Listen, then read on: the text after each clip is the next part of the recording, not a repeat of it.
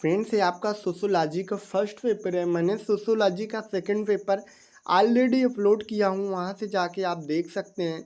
Friends, आपका BA और BEd first year का यदि एग्ज़ाम चल रहा है, एग्ज़ाम लगा हुआ है सोशियोलॉजी का, तो आज ये वीडियो आपके लिए बहुत ही ज़्यादा हेल्प होगा, क्योंकि मैं पूरे 5 साल का सोशियोलॉजी पेपर फर्स्ट का एनालिसिस करने के बाद आज इस वीडियो में ऐसे क्वेश्चनों को डिस्कस करूँगा जो एग्जामिनर के फेवरेट हैं। साथ ही साथ बताऊंगा कि कितने साल एग्जामिनर ने इस क्वेश्चन को पूछा है। यानी आपको कोई भी क्वेश्चन का होगा तो निचोड़ पता चल जाएगा, और जो आपका सही डायरेक्शन होता है स्टडी का, आप उस मोड़ पे ले जा सकेंगे जिस मोड़ पे आपको उसको ले जाना चाहिए। चलिए वीडियो को स्टार्ट करते हैं। ये सब इन्फॉर्मेशन देने के बाद पहला क्वेश्चन आप लिखिएगा, आप वेरी मोस्ट इम्पोर्टेंट क्वेश्चन लिखिएगा, एग्जामिनर का फेवरेट क्वेश्चन लिखिएगा। समाजशास्त्र आप क्या समझते हैं, या समाजशास्त्र क्या है, समाजशास्त्र के विषय क्षेत्र को स्पष्ट करो। ये क्वेश्चन आपका 2020, 2022, 2023 और 2024 में फिर से एग्जामिनर ने रिपीट किया है। एग्जामिनर इस क्वेश्चन को पूरे 4 साल क्वेश्चनों को बार बार एग्जामिनर लैंग्वेज छेड़कर जो है इसको पुटअप किया है। कहीं अभिप्राय पूछा है, तो कहीं समझते हैं पूछा है, तो कहीं क्या है, कहीं आशय, मतलब डिफिनीशन ही होता है सबका मतलब, लेकिन एग्जामिनर लैंग्वेज छेड़ के इसी क्वेश्चन को फ्रेमिंग बदल के बार बार पूछा है। इसको रेड मार्क कर लीजिएगा। नेक्स्ट क्वेश्चन, संस्था क्या है, समुदाय और संस्था में अंतर बताइए। 2022 और 24 में फिर से एग्जामिनर ने रिपीट किया है। एग्जामिनर इस क्वेश्चन को 2 साल पूछा है। आप इसको अच्छे से कर सकते हैं। जो भी क्वेश्चन मैं फ्रेंड दिखा रहा हूँ, अपने सिलेबस मैच करके इन सारे क्वेश्चनों को ज़रूर कवर करें।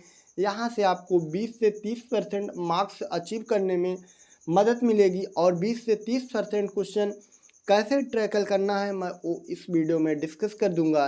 यानी आज इस वीडियो के थ्रू आप 50% सोशियोलॉजी के क्वेश्चन अपने एग्जाम में यानी कि 50% मार्क्स अचीव कर सकते हैं इस वीडियो के बताए गए बातों को फॉलो करके। लेकिन मैं फ्रेंड्स बता दूं आपको, अगर आप बीए कर रहे हैं तो आपके लिए कुछ जानकारी इन्फॉर्मेटिव होती हैं जो वीडियो के लास्ट में मैं दूंगा, उसको ज़रूर लेके जाइएगा। चलिए नेक्स्ट क्वेश्चन, नातेदारी क्या है, इसके सामाजिक महत्व की विवेचना कीजिए। जो हमारी नातेदारी होती है इसकी डेफिनेशन लिखते हुए इसके महत्व के बारे में बताइए। जो हमारे समाज में नातेदारी मतलब रिश्तेदारी होती है, नातेदारी उसी तरह होता है, तो उसी के बारे में एग्जामिनर आपसे डेफिनेशन पूछ रहा है।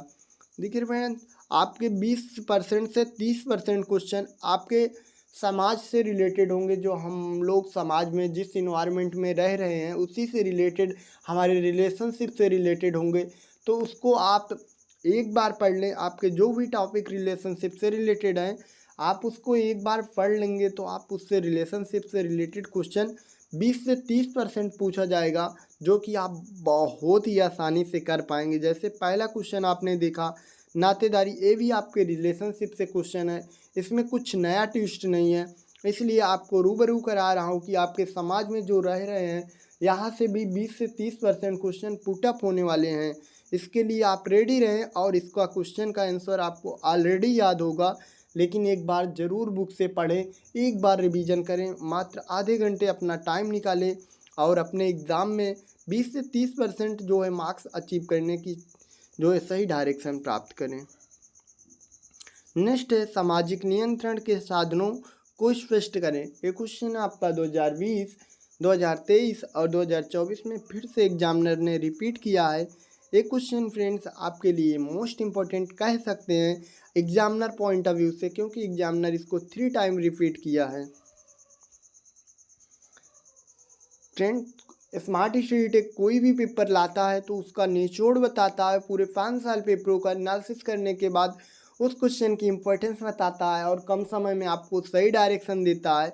इसलिए अगर आप नए स्टूडेंट हैं तो चैनल को सब्सक्राइब कर और जानकारी को ज़्यादा से ज़्यादा अपने माइंड के प्रति अचीव करें, ताकि जो है आपके आने वाले एग्ज़ाम में अच्छे मार्क्स आ सकें। नेक्स्ट क्वेश्चन है सामाजिक स्त्रीकरण। जो हमारे समाज का आजकल देख रहे हैं स्त्रीकरण हो रहा है, उसके उसी की डिफिनेशन पूछ रहा है या उसके बारे में आपको स्पष्ट करना है। ये भी क्वेश्चन आपका 2021, 2024 में एग्जामिनर ने फिर से रिपीट किया है। एक क्वेश्चन पूरे 2 साल एग्जामिनर ने इसको इम्पोर्टेंस दिया है, इसको भी आप रेड मार्क कर सकते हैं। नेक्स्ट है आपका क्षैतिज एवं ऊर्ध्वाधर गतिशीलता में अंतर बताइए। जो हमारी क्षैतिज होती है एवं जो ऊर्ध्वाधर होती है उसकी गतिशीलता में अंतर बताना है आपको। ये दोनों की डिफिनीशन भी एग्जामिनर पूछ सकता है, क्योंकि 2020 में इसकी डिफिनीशन पूछा था, यहाँ पे इसका अंतर पूछ रहा है। तो इसके लिए आप रेडी रहें, एग्जामिनर डिफिनीशन या अंतर पूछे तो आप इतना अच्छे से पढ़ के जाएं कि कुछ भी एग्जामिनर पूछे, कुछ भी फ्रेमिंग करे तो आप वहाँ पे इसका आंसर आसानी से कर सकें। ये क्वेश्चन आपका 2 साल एग्जामिनर ने पुटअप किया थे, जैसे मैंने बताया 2020 में इसकी डिफिनीशन पूछा और 24 में इसका अंतर पूछा। तो इसके लिए आप रेडी रहें ताकि एग्जामिनर कोई भी पैटर्न्स को घुमाए ताकि आप पकड़ लें। नेक्स्ट क्वेश्चन है आपका सामाजिक परिवर्तन के चक्रीय सिद्धांत की विवेचना कीजिए। ये 2021 और 2022 और 24 में एग्जामिनर ने फिर से इस क्वेश्चन को रिपीट किया और एग्जामिनर ने इस क्वेश्चन को 3 साल का इम्पोर्टेंस दिया। और सही डायरेक्शन से देखा जाए तो ये question examiner point of view से इम्पोर्टेंट कह सकते हैं आप, इसको भी आप रेड मार्क कर लें। नेक्स्ट क्वेश्चन है आपका friends very most important question कह सकते हैं एग्जामिनर पॉइंट ऑफ व्यू से। सामाजिक प्रगति से आप क्या समझते हैं? सामाजिक प्रगति होती है उसका समाज में महत्व बताइए, या पूछ सकता है क्षेत्र बताइए, या इसके बारे में बताइए। कुछ ऐसा क्वेश्चन थोड़ा घुमा के एग्जामिनर रख सकता है। तो सामाजिक प्रगति से रिलेटेड आपकी डिफिनीशन आ सकती है, इसके महत्व पूछ सकता है या इसके बारे में पूछ सकता है। एक क्वेश्चन आपका 2019, 2021, 2023, 2024 में एग्जामिनर ने फिर से रिपीट किया है। इस क्वेश्चन को एग्जामिनर ने पूरे 4 साल इम्पोर्टेंस दिया है। एक क्वेश्चन आपके लिए इम्पोर्टेंट हो सकता है। फ्रेंड चैनल को सब्सक्राइब करके नोटिफिकेशन ऑन करके रखिएगा ताकि कोई भी यूनिवर्सिटी का पेपर हो तो आपको सही टाइम पे मिल सके और उसका बेनिफिट अपने एग्ज़ाम में आप पा सकें। नेक्स्ट क्वेश्चन है आपका सामाजिक व्यवस्था क्या है? सामाजिक व्यवस्था की विशेषता बताइए। एक क्वेश्चन जो हमने बोला कि 20 से 30% आपके समाज से रिलेटेड क्वेश्चन होगा, जिस इन्वायरमेंट में हम लोग रह रहे हैं।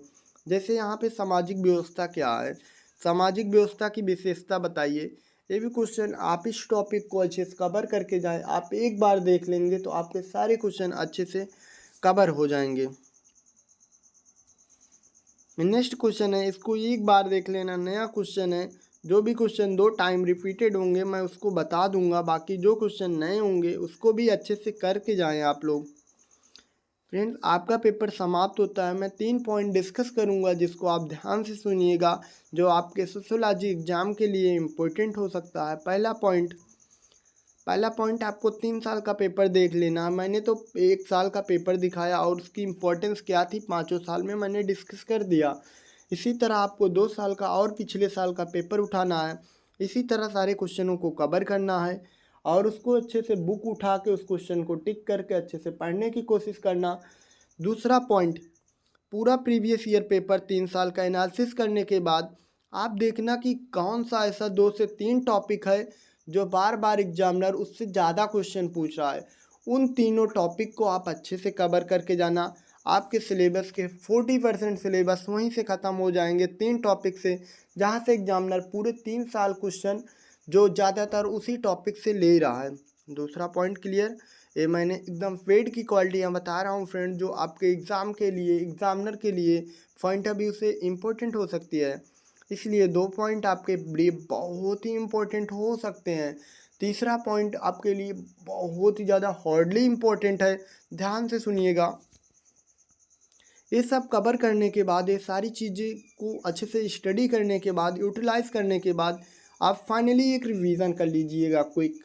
इसको क्विक रिवीजन करने के बाद आप अपने माइंड से पूछना कि हमें और कौन सा क्वेश्चन एक बार देखना चाहिए।